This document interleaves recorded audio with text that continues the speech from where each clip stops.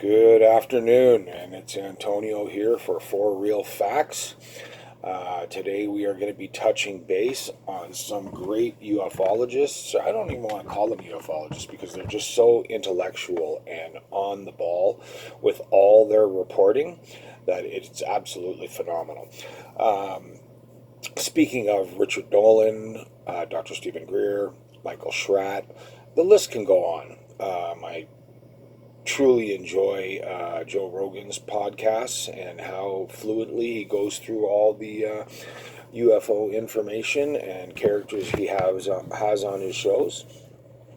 But going back to Richard Dolan and Dr. Stephen Greer and Michael Schratt and also Billy Carson, these guys, they work their tails off, man, to bring you as much accurate knowledge of everything that's going on over the last century. Okay, and they haven't even been around for a century, but they're bringing you all that credible information. Now, if society wants to go along through life with their head in the clouds and just be that robotic society every day, punching the clock, that's fine and dandy, but you need to know your history. Okay, for your history, you can go to Billy Carson. For everything going on with the UFOs, you can look at all the information Dr. Stephen Greer has given out, all the witness testimonies from credible people. Richard Dolan, he gets right into it, man. He is so accurate. He gets into in every episode, in every situation. He is just articulate to the max about what he is discussing and what he is trying to portray. It's, and once again, it's all truth, people. You need to wake up. You need to wake up. The alien UFO recovery programs, the stuff that has been hidden for, as I said, over a century. Going back to Bob Lazar, give the guy a break, man, okay? If you guys think that, okay, everybody lives a life, okay, and you get into problems and issues and altercations, whatever, so he had a little criminal stint with doing some hookers or something like that. But, I mean, the guy was at S4, man, working on reverse engineered technology. Everything he said has never changed. Okay? And everything he said has come true and come to light. So it just goes to show, if you think that the government can't erase your record of existence at a school or a company or anything, you guys are lost, okay? Because the government can do a lot, okay? And that's exactly what happened to Bob Lazar when he came out. They started to say he didn't work at Los Alamos. Then it was proven he worked at Los Alamos. Said he didn't go to MIT, and then it was proven he went to MIT. He knew exactly where to go on the mountain to watch the night when the UFOs came out, okay? And then, you've got people, like just one situation I'll go to, okay, that Joe Rogan was interviewing Chris Mellon, and Chris Mellon said, oh, well, he talked to somebody and said that Bob Lazar's job there was doing the radar tags, identification tags, and that he found out where the UFOs were flying because he found it out at a bar. Number one, the employees of Area 51 get flown in and out of Area 51, okay, so nobody's hanging out off the bar base, okay, and a character like Chris Mellon, okay, he would believe anything that somebody would tell him blowing off Bob Lazar, okay? So in retrospect, okay, Bob Lazar is very truthful, very intelligent. Joe Rogan, Jeremy Carabell, they've proven it time and time again, okay? So George Knapp, I don't need to even get into George Knapp, okay? George Knapp is just a phenomenal human being and all the work that he has done.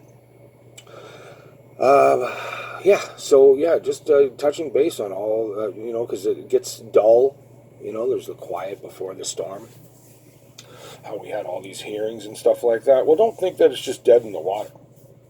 There's stuff going on behind closed doors right now.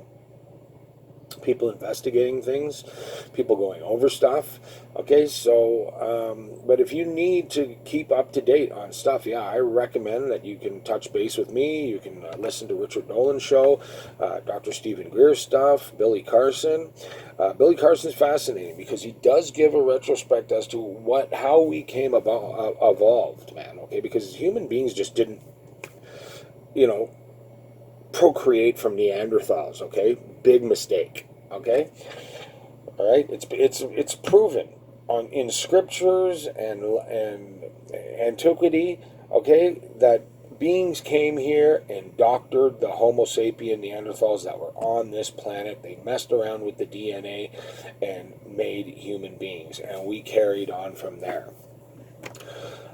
So, whether we were an experiment or if, they wanted to see how we're going about our business, but I tell you one thing, as soon as we exploded those nuclear bombs, that's when the flying saucers started showing up. It was like, I can't remember what show it was. It was Stan Friedman or Mars. I think it was Mars. It said, uh-oh, the monkeys found the matches. We better get down there and see what's going on. So that's pretty comical. But yeah, they started flying over alien bases, over military bases, turning off our nuclear missiles. I mean, all kinds of stuff that is documented throughout our human history, and we just choose to say, oh, God, yeah, it's just whatever. It's ufologists. It's UFO nonsense, okay? And now that we can actually see it and the government's coming out, it's like a soft launch. They're trying to see how we're going to react. Okay, but we've been okay since 1947 with it, Mr. Or shadow government people, whoever you are. Okay, everybody's been okay with it. We just survived World War II, and you think we were going to have a problem knowing about aliens? Yeah, I doubt that. But yeah, this soft launch that you guys are doing, saying that all of a sudden now we got Tic Tacs and this, which are our own, by the way. But yeah, for what you're seeing in the sky nowadays is a lot of government projects that have been reverse engineered, okay? And don't get me wrong, the aliens are still out there zipping around, making sure we don't blow ourselves up, and that's a guarantee. Why they're not interjecting over there in Ukraine, I tell you, if Putin there decides to do anything sideways, they will interject. But it's always been like that. With all our humanity warfares, they've never really gotten involved.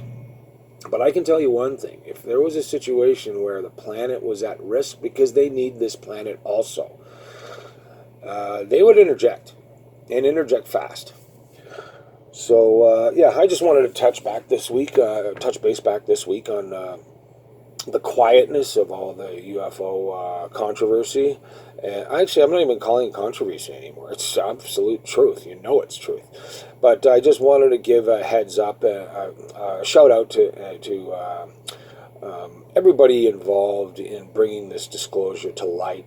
As I said, Richard Dolan, Michael Schratt, Dr. Stephen Greer, Billy Carson, the late great Stan Friedman, all of them, and a shout to Joe Rogan, doing a great job on your podcast, man. Love it. Love your podcast and love how you go along with everybody you have on the show, but you have your own reserves that you keep in mind. But I know you're not a fool, bud. And yeah, so this is Antonio for 4RealFactz, and if you want to make a donation at 4for realfactz@outlook.com, you can e-transfer something, or you can don't forget to subscribe and like. As I said, I'm trying to get going on this podcasting stuff and get this 4for realfactz podcast going. It is Super Bowl Sunday, so once again, I'll just touch base quickly with the Super Bowl. Kansas City, I have a feeling, is going to win the Super Bowl. They will beat the 49ers. Other than that, oh yeah, also you can check my videos on workouts for ailing 50-year-old guys who are over the age of 50, special diets and workout program. You can check into that also. And oh yeah, the Dominican Republic videos, yeah, they'll pick up soon again. I'll be heading down there, and I'll be posting some videos down there for the DR folks that love to go down there and need to find out where to stay and what places to do, what things to do, and what places to go to. Okay, so once again, it's Antonio for 4RealFactz, and we'll talk to you again.